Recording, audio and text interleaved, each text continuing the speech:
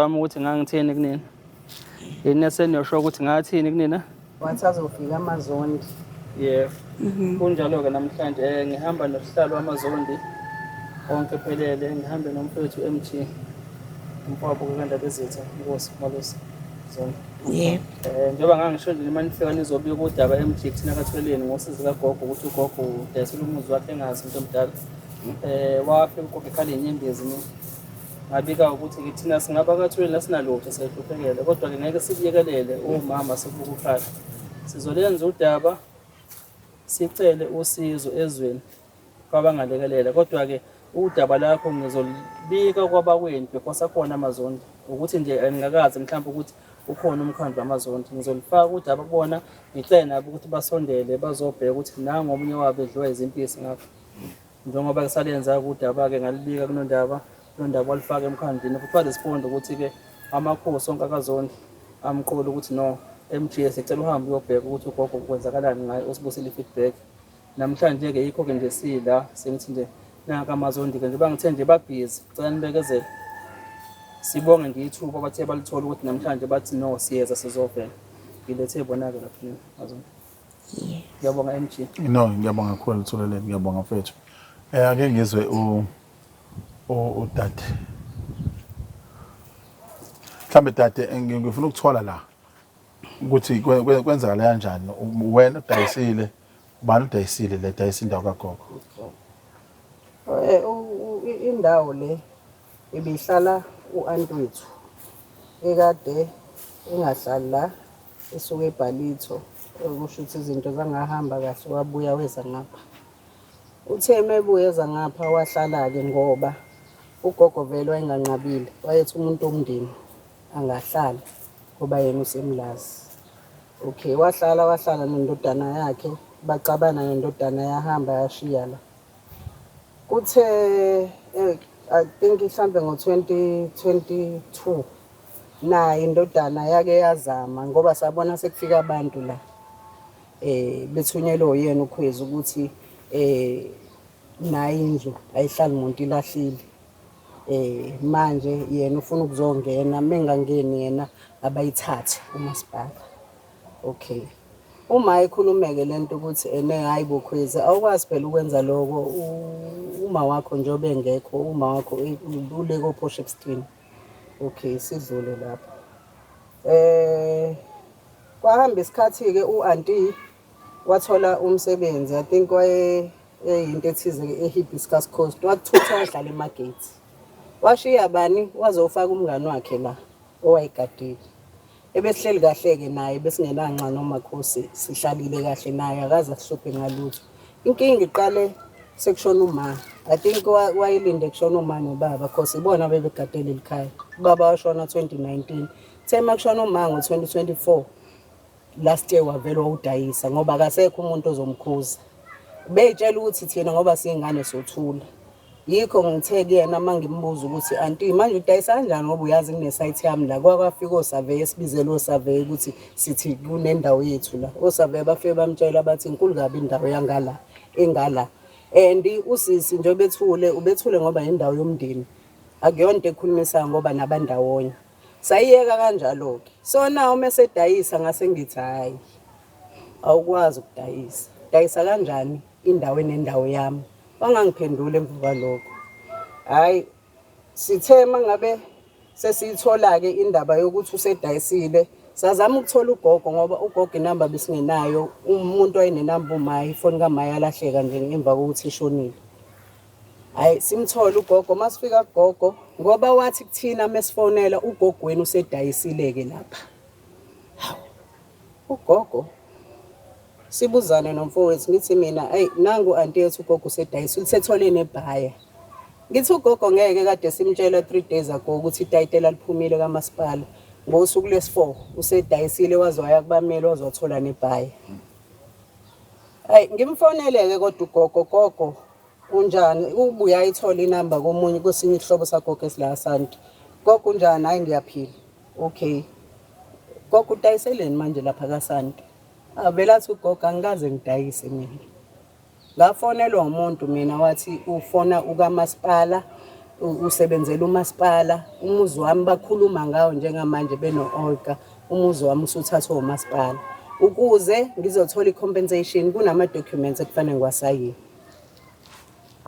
Ngithi mina wegogo wavela athi ugogo okay ngicela nize la emla sizoyikhuluma lento. Sagibela ke nomfowethu ke nangogogo sesichazela ukuthi kwafika umuntu kanje wathi uNcasane usebenza amasipala umuzi kagogo uyadayiswa usunika omunye umuntu ugogo ngoba akekho kanti kwakhishwa abantu ababehleli la bakhishwa futhi nakhona kungekho mnandi ngoba kwakuthiwa phumani abantu abathengile sebefuna ukungena abantu bese behlale la for 2 years ebesingena inkinga ke nabo no asazi bebekhokhelana yini rent bona naye uanti ngoba uyena wabafakala but abakazi baxabane nathi besingena inkinga nabo bakhishwa ke kanjalo nabo bakuhamba ubutatata kwakumhla mhlawumbe bahamba ngomhla ka1 ngomhla ka5 sazongena ingane la ayisathi sinobuya kwazi indla ikazi idayise kanjalo akwazi ukuthi indlu phuma abantu ngomhla 1 ngomhla 5 sekungena abantu abasha asayinwe nini ama documents kanti ugogo khona abamsayinisa kona emlazo wamyela emlazo ubhuti lo gogo wasayina ngisho ugogo akazi ingane zazikhona kodwa kusho ukuthi waba nolimi wakwazi ukuthi baze bavume ugogo wasayini sesiyolwa nobathi na ke sesiqala lento sesiyolwa nabameli ePinetown ukuthi ugogo una 84 usayiniswa kanjani document angayazi akachazelwa ngomuntu uvele wathiwa nje akasayini ugogo wasayini kanti intayisa umuzi kagogo hayi yaqala lapho ke manje ingqushungqushu zaqala ingqushungqushu abameli besayida nalo dayisayo bengayingeni indaba kagogo ugogo ekhala lapha esho ukuthi ngigetshengiwe mina kudayisa umuzi wami abameli bangayingeni basayida nalo ngoba kusho ukuthi lo bajwayele usebenza naye benza nayo ubugebengu hayi sizameke nangabameli laba legal aid bahluleke kuze kube omunye umngani wami nje uThobile wamchuna athi hayibo ithando ngimxoxele lento siseThekwini nathi hayi ngeke yabo into ezokusiza la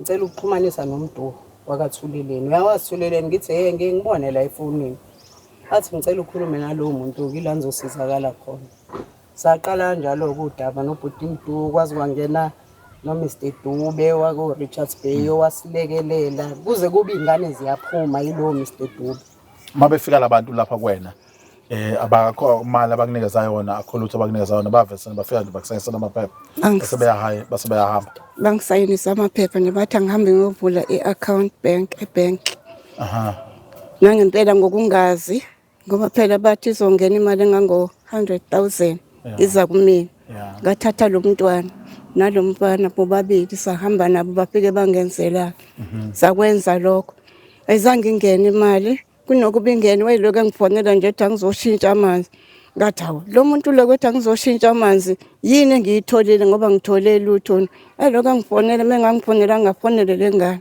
akhulume naye kuye ngathe afona ngikwathi ukhuluma naye ngaze ngajika manje ngimtshele nalo ngithi ake befona uNcasane la uthi angihambe ngiyokosula ngiyobhala labantu ngibabhala amasi ngibhala abakabani angibazi angizange ngize kubona kunokuba ngixhumane nabo ngaxhumana nalo mntwana ngoba uyena engimaziyo ngisho uma wakhe bengihlala la mina kulomuzi ngingadli lutho ngingakaholi ngisho impesheni ngihlalela nje ngedwa lendlu iyayidlana kwakuyi-tin house ibuza ungeke uhlale kodwa ngangihlala kuyona ngoba ayikho into engangingayenza ngoba ngahlala kuyona ngisashonelwe uZondi ngifake ingubo ezimnyama ngakwazi ukuya ekhaya uZondi ngokuzalwa uswakuphi mawuzo okuzalwa la kaSanti okuzalwa la kaSanti yebo okuzalwa nami futhi ngokuzalwa la kaSanti mina ngifunde lapha bakithi esikoleni unabatwana bangagogo wangamthola washona wakaZondi angiphindanga ngamthola umntwana ngaphandle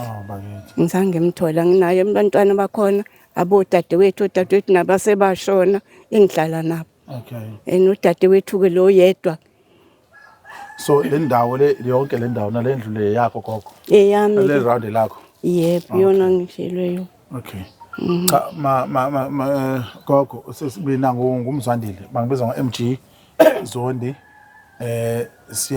siyatohoza la eThekwini ngihamba nomfowethu uPhumlani ngusihlalo ubumba lwamaZondi yebo sike sayikhuluma kade sine meeting nje besinawo samaZondi ngeweekend la bekade sihlangene khona namakhosi ne-executive yobumbano lwamazondi. Sikhulumile le ndaba yakho gogo ngoba umfowethu uThuleleni insizwe esondelene kakhulu nayo. Maliqala udaba izile kuthina yasibikela ngalolu daba lolu.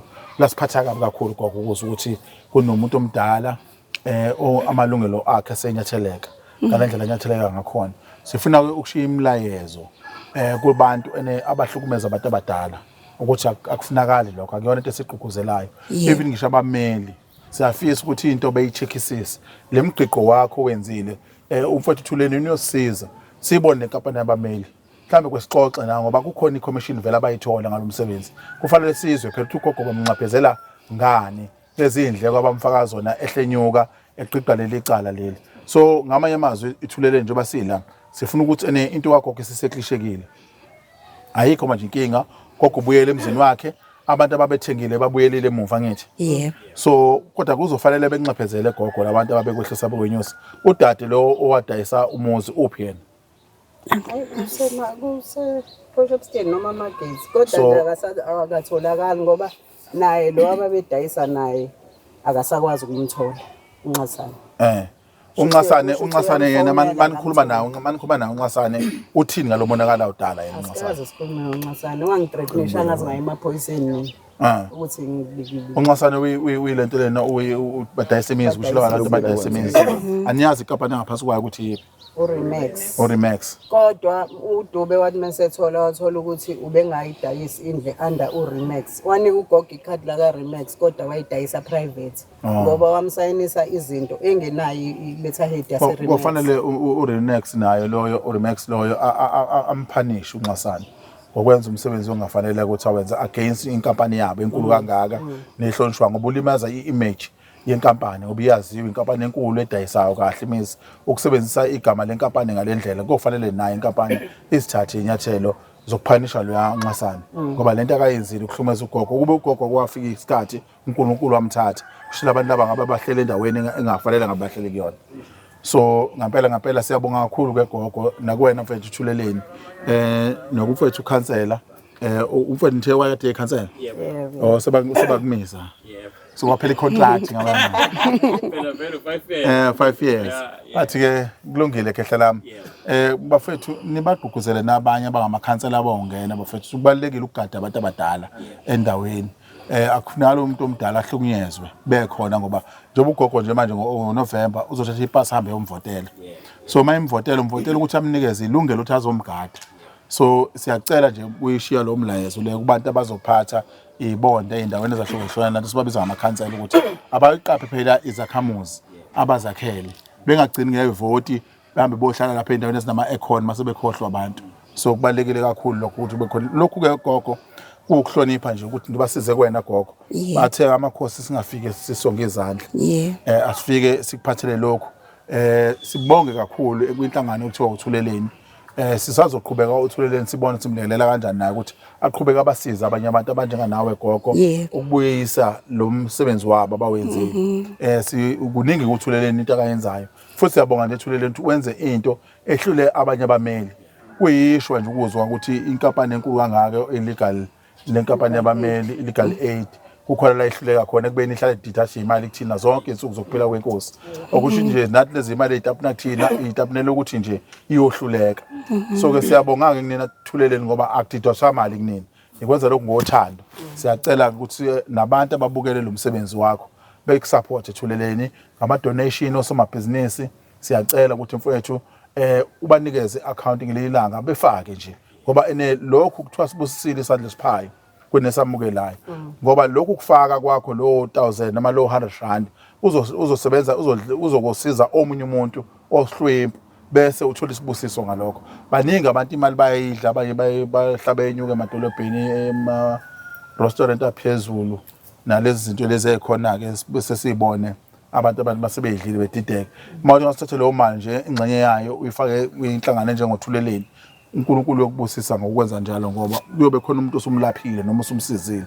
So ngiyabonga kakhulu mfethu ngazi Phumlani khona ngafisa ukudlulisa ngibingelele kuqala kubabukeli beThuleleni bese ngibongela isizwe kaPhunga noMagelo bese ngibonga futhi ukuthi kusekhona abantu abafana noThuleleni ngoba mhlambe kube uThuleleni akekho ngabasimile la nabo ke labameli abayigebengu abasebenzisa amandla abo ukuthi bakwazi ukuqola abantu kufuneka indaba yabo ukuthi ukubhekwa nami ngeke ngaba nenkinga kanje ngokhipha omunye umuntu osedle ngenxa ukuthi oye nebhamu enenkampani ama security edle indlu yesalukazi esibeke eminyango ngafanele yesalukazi sisemnyango izululini sisemabhodekade wafaka la ngafike ngamkhipha futhi iyaqhubeka lento okudlala ngezalukazi okusho ukuthi namba country njengoba usho nomfowethu funahlala awayiqala izalukazi ngoba ivoti lezalukazi nalo lisho okukhulu lomphakathi ehlele kuwona ngiyabonga siyabonga kakhulu angathuleleni khona mhlawumbe umunye bengazwake so uPaul usephumula ukuba ikhansela kodwa usamile nabo nomphakathi ungeza ngapha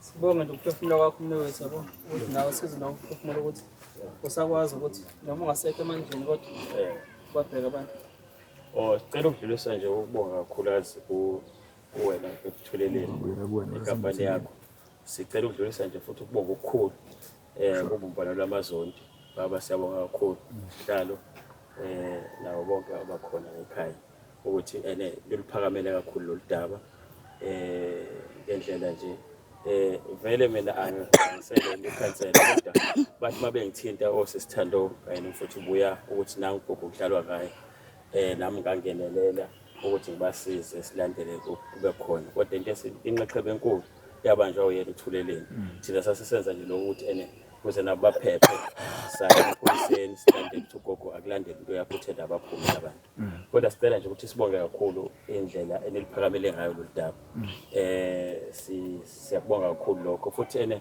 into oyishilo sihlalo ngithathela phezulu ngoba nami ngumuntu owakhuliswa yena umuntu omdala ogogo sebehleli besikhuliswa yibona besazi abahlonipha futhi okunye asiyabona abantu efana bahlukumezeka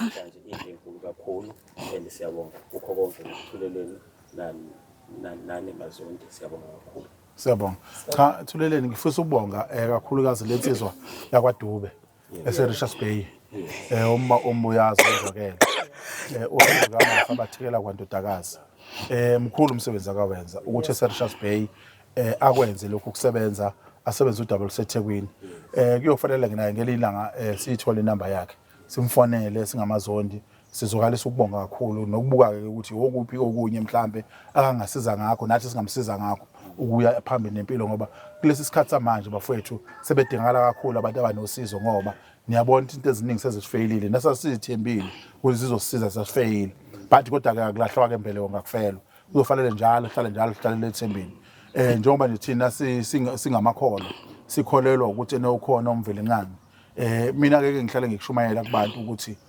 uNkulunkulu asikaze simbone kodwa siyamkholwa and siyamthandaza kodwa ke kungisize mina kakhulu ukuthi wathi ke khona singamazi kodwa wathi mangibona umuntu ngibone kumfaneso wakhe that's why nginalo uvalo nomuntu ngoba ngisuke ngithi maye ngishaya kobe ngishawa uNkulunkulu so ngizama ukushumayela ivangeli lokuthi asingahlukumezani singabantu ngoba singimfanekiso kabani kaNkulunkulu ngoba kukhona into embi gogo esiyenzayo sithanda uNkulunkulu singakazi simbone kodwa thina sibe sizondana manje masumbuzo uyibuza ukuthi sizondana kanjani ngoba phela simfanekiso kabani kaNkulunkulu azange athi umfanekiso wenkomo angithi azange athi umfanekiso wemphongolo kodwa wathi umuntu umfanekiso wakhe okuzofanele ngamanye amazwi singaso sonke isikhathi sikufaka emqondweni lokho ukuze sizohloniphana siye ukuzondana siye ukuthakathana siye ukwenzana izinto ezobuqili njengalezi sezihlangazelana namhlanje usisi lapha ekhona uyazi ukuthi lento akayenzile ayihlukumeza nenyembezi zakho akayokuthola ukuthula uyozabuye ezoxolisa kuwena ukuthi wayekuhlukumezelana mhlambe uyofa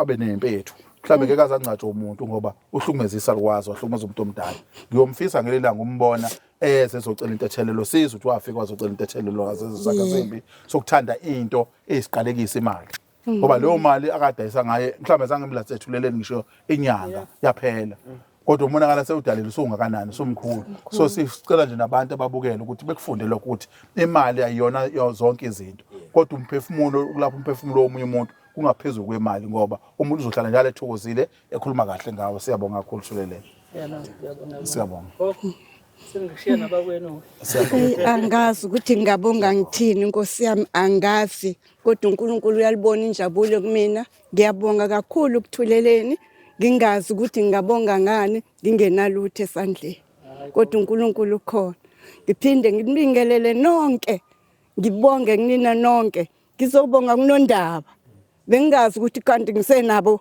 ozongibheka mina ngisenabo anginamfowethu anginabani ngiyimina nje mangithola umuntu kaNondaba ngibona ukuthi hawu khona kanti basekhona uyavuka umuzi ngiyabonga kakhulu enikwenze kumina uNkulunkulu anihlahlamelise aniphe ibusiso umsebenzi wenu uqhubeke kathuleleni uqhubeke nawe Zondi uqhubeke nesihe kumina nihlale ningibhekile njalo ngaso sonke isikhathi uNkulunkulu anibusise anibheke Ngizothumela abafowethu kunenhlangano yamaZondi ebizwa ukuthi Nqabi la ePinetown. yebo So bayayazi abantu abaningi ngizobacela abafowethu njengohlalo benabo bethuke bezokuvakashela gogo. Bekududuza gogo. Njengoba ngizothumela negenge yawubumbano naye yothuka nje iqhamuka ungadinwa nje gogo sizokuvakashela sazi impilo yakho uthi njani. Kodwa nje kwamanje sesijatshile ukuthi ngoba nje ububona sihamba nje bakhona abantu bethi sibalingeza ucingo ke mase sesiya kulowo muntu wabe sitshela abantu bakulowo muzi sizofika sibacaphune bese bengasasho lutho bezosifika nje sibe sibacaphuna sibe sibabeka ngaphandle sibe sesifaka wena ngoba besithe ekuthuleleni masuka la sithi usemlazi thoko kusemlazi sathi nasiyene emlazi siqale khona emlazi sifike simthatha ugogo nezingane si drive nasize la sifike sithathe labo sibabeke ngaphandle sifaka ugogo endlini bese sishiya ke lilodwa igadi ezogada ugogo ukuthi kukhona nomuntu ozoliphakazamisa ngenhlanhla ke hayi sebehambile siyabonga kakhulu ngiyabonga Ukubona wabona uSawuli. awu ngiyabonga kweNondaba ngiyabonga koGagashi ngiyabonga kakhulu uNkulunkulu anibusise kabe nani ngiyabonga kakhulu abantu abami nikhule siyabonga kakhulu bafowethu indaba enjengalezi nisabalalise ngoba asikwazi ukufika yonke indawo kodwa ukuba khona kwenu lama channels eneniwasebenzisayo sicela niwasebenzise ekusizeni abantu hayi ukuthuka abantu siyazi ukuthi sekwatholwa imali ngalezi zinto lezi zenu kuthuka umuntu uthola icontent engaka ke kuthiwa nama viewers awu1000 ngala kodwa ushiya abantu balimazile nabo abantu abasebenza ukusebenzisa lezi zinto lezi ezibakhokhelayo ubengayisebenzisi ngendlela eziright siyacela bayihlise umuntu uyahlonishwa njengoba noma imuphi umuntu ngihlale ngenze umzekelo ngithi makukhunywa ukuthi khona ispoke sithi uSibanibani uyapoka uyothanda ni makuthiwa owakeni umuntu uyapoka bese lithi igama cha ke ngithande nami baba kuthiwa uyapoka so uthandelani ke pho ukukhuluma kabi ngomunye umuntu kanti wena ayakuthande kuze kuwe laba abantu abasebenza ukuthuka abantu bebabize ngazo zonke izinto ngenxa yecontent ngelilanga kuyeza ukufa kubona sicela nje abantu beyiyeka nje le ndaba yokuhlukumeza abantu ngabathuka kuma content behloniphe icontent uyenze kahle ngoba ufanele ucabanga ukuthi mawukhuluma kabi ngomunye umuntu umndeni wakho kubuka kanjani ngoba phela usungayifihlile kukhona abantu bakini abakuflathela ngisho isidalwa sakini siyakuflathela ngenxa ukuthi uyisebenzisa kabi inhlonipho hlonipha uyihlononyoko ukuze insuku zakho zinjani ziyokwanda siyabonga kakhulu